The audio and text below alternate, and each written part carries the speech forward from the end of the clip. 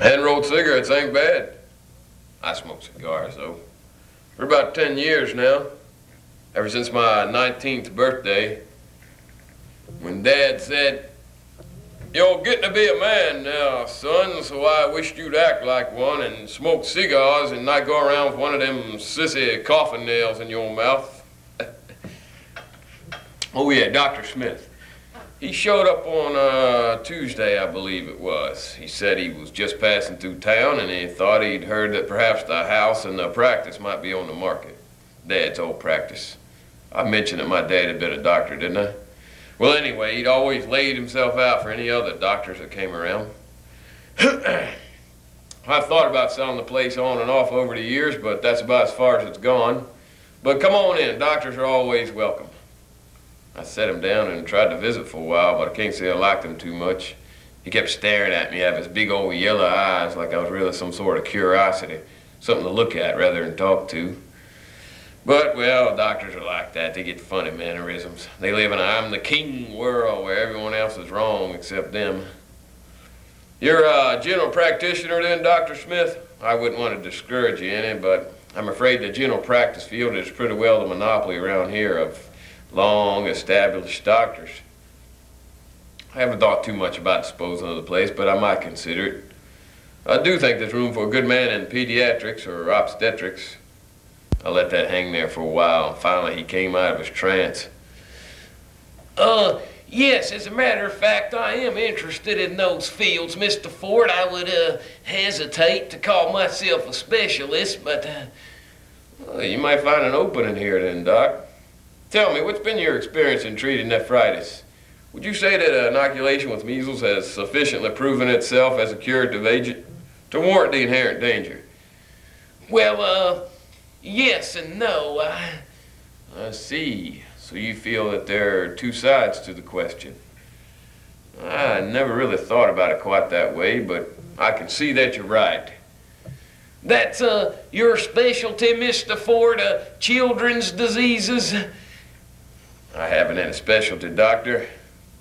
I'm afraid I'm living proof to the adage about the shoemaker's son going barefoot. But I suppose the little I do know is confined to pediatrics. Oh, well, as a matter of fact, most of my work has been in geriatrics. Oh, you should do well here then. We have a high percentage of elderly people in the population. Geriatrics, huh? Actually, as a matter of fact, Say, do you know Max Jacobson on degenerative diseases?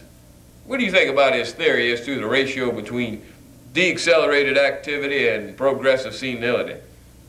I mean, I can understand the basic concept, of course, but my math isn't good enough to allow me to really appreciate his formula.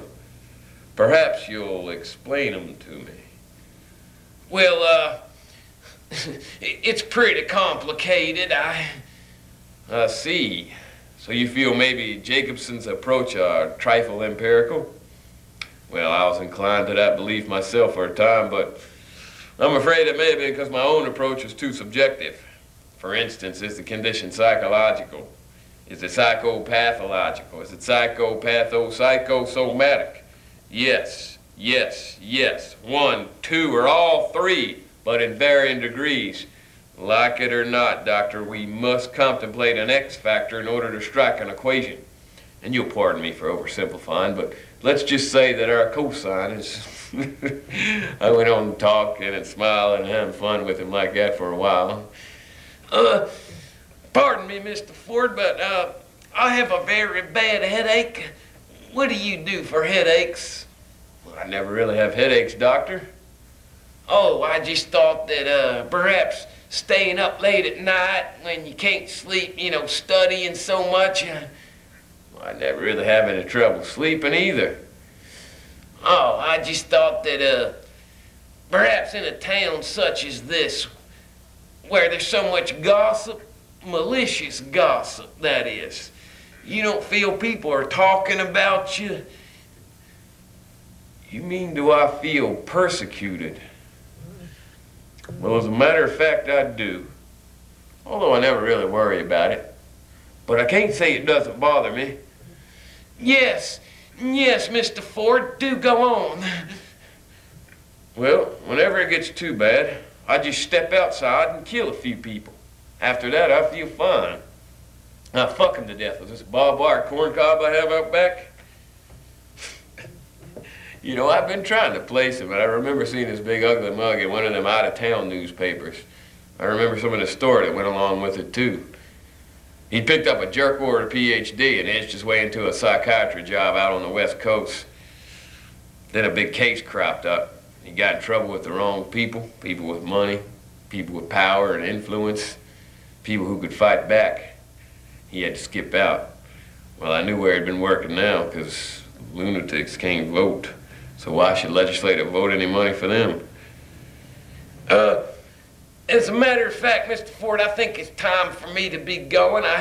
I'll stick around, Doc. I'll show you that corn cob. Hey, maybe you can show me some of those Japanese sex goods. What'd you do with that rubber phallus you used on that high school kid? Did you have time to pack it when you skipped the coast?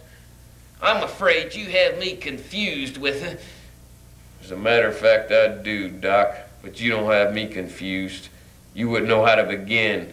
You wouldn't know shit from wild honey. So go back and sign your report that away. Sign it shitbird. You better add a little footnote to the effect that the next son of a bitch they send out here is gonna get kicked so hard he's gonna be wearing his asshole for a collar. I threw him out the door and tossed his briefcase out in the yard. He got a little courage back when he got out to the sidewalk. If I ever get you up there, Mr. Ford, you're gonna... But me, Doc, I sleep well. I don't have headaches. Only thing that bothers me is that corn cob wearing out. Take good care of your keys, Doc. If you ever lose them, you won't be able to get out. I slammed the door and went back inside and made more coffee and cooked a big second breakfast and ate it all. You know, it had been pretty good to talk to somebody, though. Just for a little while. Just to talk. Even if he had turned out to be a phony. I hadn't lost anything by telling him off. They had no more to go on than they ever had. They could still only suspect, guess. I was the only one that could tell him anything, and I hadn't. Except for maybe Amy. What about little old Amy Stanton? You see, she knew something. She knew I was with Joyce the night her and Elmer were killed. Only way I kept her quiet this long was by telling her I was going to marry her. I lied, though. I didn't have the slightest intention of marrying her. I knew I had to kill her. I could put the reason into words, but every time I thought about it, I had to stop and think why again. I'd be doing something like reading a book or something, or maybe I'd be with her, and all of a sudden it would come over me that I was going to do it, and the idea seemed so crazy to me that I'd almost laugh out loud. Then I'd start thinking again and see that it had to be done. It's kind of like being awake while you're asleep and asleep while you're awake. I'd kind of wake up in reverse and go back into the nightmare I had to live in. Then everything would be clear and reasonable. But I didn't quite know how to go about doing it. Couldn't figure out a way that would leave me in the clear. It was a real toughie. But then finally, the answer came right to me.